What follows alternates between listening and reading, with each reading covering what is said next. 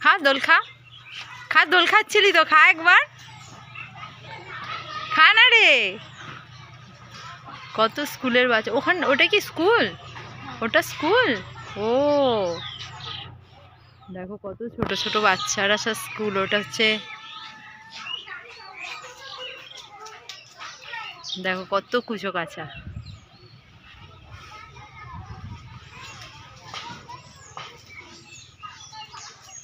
School কি ছুটি হয়ে গেছে? না, শুরু হবে, শুরু হবে, শুরু হবে। হ্যাঁ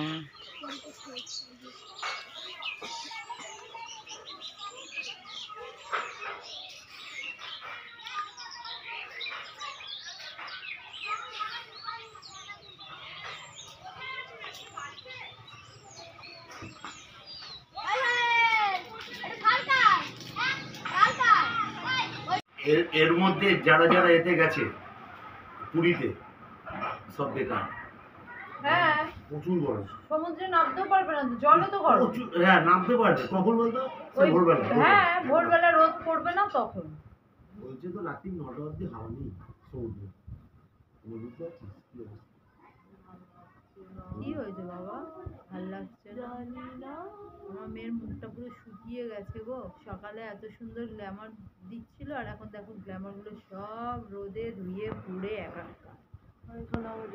আবার র্যাশ বেরিয়েছে। সাদা ফল খেতে দিল তো খেলি না কেন? দেখো পোত ফল খেতে পারতি তো। এ তোর বাবা বলে পোত ফল আর কেটে দিয়েছে কেন? এ বাবা কেন?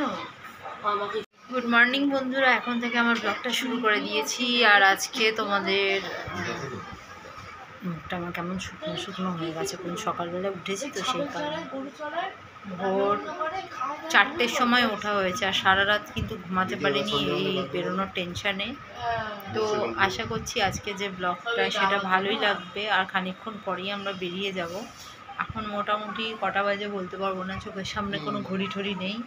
ও এখন 11:15 বাজে। তো জায়গাটা কিন্তু দারুণ, খুব ভালো লাগলো। আর যে গঙ্গাটা, তো গঙ্গা না কি যেন ওটা নদী, জলঙ্গি নদী। তোমরা কেউ যদি এই কৃষ্ণনগরে থাকো তোমরা হয়তো জেনে থাকবে জলঙ্গি নদীর কথা। তো আমি তো এই ফার্স্ট টাইম এলাম। তো কারা কারা এই জলঙ্গি নদী দেখেছো বা এর কাছাকাছি থাকো অবশ্যই কমেন্টে জানিও। আমার কিন্তু খুব ভালো লেগেছে জায়গাটা। কিন্তু আমাদের বাড়ি থেকে মোটামুটি এখানে আসতে কটা যে গাড়ি চেঞ্জ করতে হয়েছে মানে হিসাবের বাইরে, আমি তো ভুলেই গেছি। কিন্তু আমার একটাই জিনিস খুব মানে আমি খুব আশা করেছিলাম যে সেই জিনিসটা আমি চাপবো, কিন্তু আমার ওটা চড়া হলো না। সেটা হচ্ছে নৌকো। মানে খেয়াঘাটে এসেও দেখলাম, দেখে আমি অবাক হয়ে গেলাম, হতাশ হয়ে পড়লাম। কেন বলো? দেখছি ওদের একটা নর্মাল একটা শাঁখো তৈরি করে দিয়েছে বিশাল লম্বা, কিন্তু ওটা পঞ্চায়েত থেকে করেছে যদিও। কিন্তু আমার ইচ্ছা ছিল যে ওই নদীটা ওই নৌকো করে পার হবার। তো যাই হোক, সেটা তো আর আমার আশাটা পূর্ণ হলো না বন্ধুরা। কবে পূর্ণ হবে সেটাও জানি না। হ্যাঁ, কেন কি এখন তো মনে হয় এরকম দেখতে দেখতে হয়তো টোটাল একটা মানে শক্তপোক্ত একটা তৈরি হয়েই যাবে ওদের ব্রিজ। তো যাই হোক, ভালো। আমার এই আশাটার জন্য যদি আগামী দিনে ওই ব্রিজটা তৈরি হয়ে যায়, এখানকার মানুষদের একটু উন্নতি হবে, আর কিছু না। আর দেখলাম তো এটাও তো খুব একটা পোক্ত নয়, বাঁশগুলোকে পেরে পেরে যে একটা শাঁখো তৈরি করে টেম্পোরারি, সেরকমই আর কি। যাই হোক, কিন্তু আমার খুব ভালো লেগেছে। গাড়ির হ্যারাসমেন্টটাই খালি একটু কষ্টদায়ক, বাট সব মিলিয়ে খুব ভালো। আর অনেক দিন পর আমি এরকম ট্রেনে উঠলাম আবার, আর এতটা লং ডিস্টেন্সে এলাম।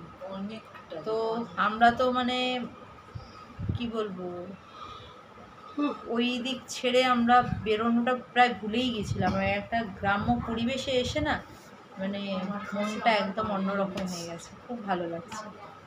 তো ঠিক আছে বন্ধুরা, অনেক বাজে বকবক করলাম না, বাজে কিন্তু বকিনি, অনেক ভালো ভালো কথাই বলেছি। তো সঙ্গে থাকো আর আমার ব্লগটা দেখতে থাকো, ঠিক আছে? তো দেখো বন্ধুরা, এখন তো আমরা চলে এসেছি এখানে, আর আমার মেয়ে আর বৌদি দেখো রান্না করতে চলে এসছে। গ্রামের বাড়িতে যেরকম হয় আর কি, আমরা এগুলো কখনো দেখতে পাই না বলে আমরা খুব উৎসাহী হয়ে পড়ি। উঠোনের মধ্যে উনুন, তারপরে হচ্ছে জাতি, যেটা জাতি না জাতা বলে, ডাল ভাঙার। আর এই যে উনুন, বৌদি দেখো আটার রুটি করে নিয়েছে আর ওই আলু ছাড়াতে বসেছে, আলু কাটছে। তো এই সবাই মিলে একটু হাসাহাসি করছিলাম। আর এই মাটির বাড়ি ঠাড়ি দেখতে দারুণ লাগে।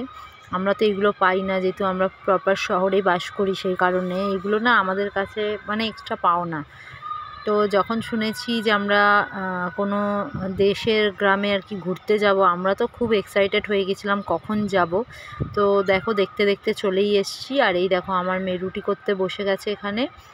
আর ওর না খুব মজা লেগেছে, কি জানো, এই যে রুটিটা যে করছে না, এই ডলনাটার মধ্যে একটা কি সুন্দর ডিজাইন হচ্ছে। আসলে কি ডলনাটাই ডিজাইন করা, রুটিটা এখনও বেলছে তো রুটিটার মধ্যে একটা সুন্দর ডিজাইন তৈরি হয়ে যাচ্ছে। তো সেই কারণেই আমাদের এখন সকালের জলখাবার তৈরি হচ্ছে। আর মানে বলতে গেলে আমরা একটু জিদ করেই আর কি করছিলাম নিজেরা, নাহলে যাদের বাড়িতে এসছি তারা বলছিল যে আমরা করে দিচ্ছি। তো আমরা বললাম না, আজকে আমরা বাইরে উঠোনে বসে রান্না করব আর উপভোগ করব। আর আমার বৌদি যেহেতু এটা মাসির বাড়ি, তো সেই কারণে মাসিকে আর কি কষ্ট দিতে চাইলো না। বৌদি বললো দাও আমিই করে দিচ্ছি। আর হ্যাঁ বন্ধুরা, একটা কথা, তোমাদেরকে কিন্তু আমাদের এই মাসির বাড়ির কারোর সাথে আর কি ইন্ট্রোডিউস করাতে পারছি না, যেহেতু গ্রামের মানুষ, বুঝতেই পারো এইগুলোর থেকে ওনারা একটু দূরে দূরেই থাকে।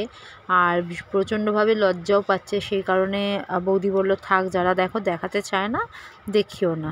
তো চলো বন্ধুরা, এবার তোমাদের দেখাচ্ছি। এই যে যাকে দেখলে এক্ষুনি, ওনার হচ্ছে মাসি হন। আর ওনাদের একটু বাগান দেখতে বেরিয়েছি। বলছে আমরা এখানে এলাচ গাছ লাগিয়েছি। তো আমি তো কখনো এলাচ গাছ দেখিনি, দেখেছি মানে হচ্ছে গুগলে দেখেছি, কিন্তু এটা দেখা চাক্ষুষভাবে দেখছি না, মানে এত ভালো লাগছে দেখে যে দেখো কি সুন্দর এনারা তৈরি করেছে। এলাচের ফুল দেখো, এই যে এটা হচ্ছে এলাচ গাছের ফুল। এই যে দেখো, জুম করে একটু দেখাচ্ছি, তোমরা হয়তো বুঝতে পারবে যারা চেনো, আর যারা চেনো না তারা আমার মতনই দেখে নাও। এলাচ ফুল, তারপর তোমার ওদের কি বলে, ড্রাগন ফল, এইসব ওনারা আর কি তৈরি করে বা করেছে। তো ড্রাগন ফলটা এখনও দেখতে পাইনি, গাছটা দেখলাম। আর এই দেখো ওদের বাড়ির গরু এখন এই খাচ্ছে, মানে বেশি বড় গরু নয়, ছোটই। তো যাকগে,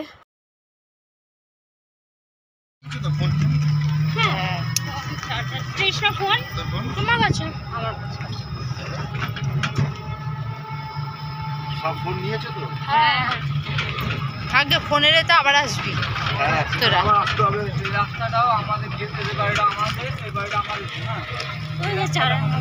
আমার বৌদি ক্লান্ত হয়ে গেছে, আমরা এখন বাড়ি ফেরার পথে। আই দেখো বাবু অজ্ঞান, আইলাও ভাবছি আমি অজ্ঞান হব কি হব না। টিনা কি উঠবে আজকে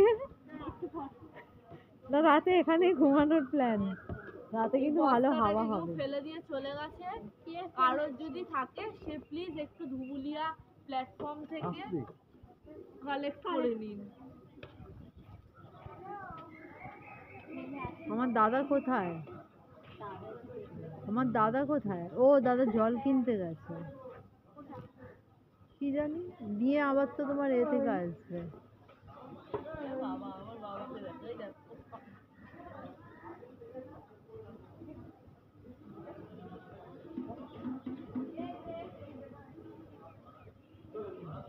প্ল্যাটফর্মটা কিন্তু দারুণ, আমারও খুব ভালো লেগেছে।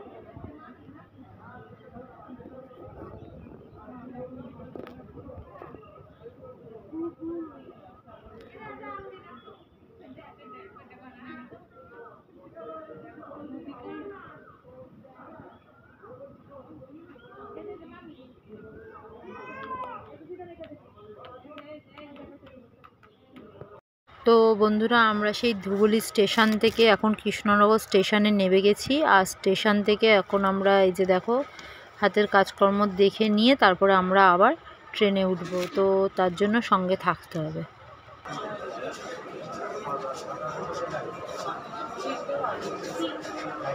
এই গণেশটাও সুন্দর লাগছে। এইটা তো হ্যাঁ তুলতে তারা ঠিক করবে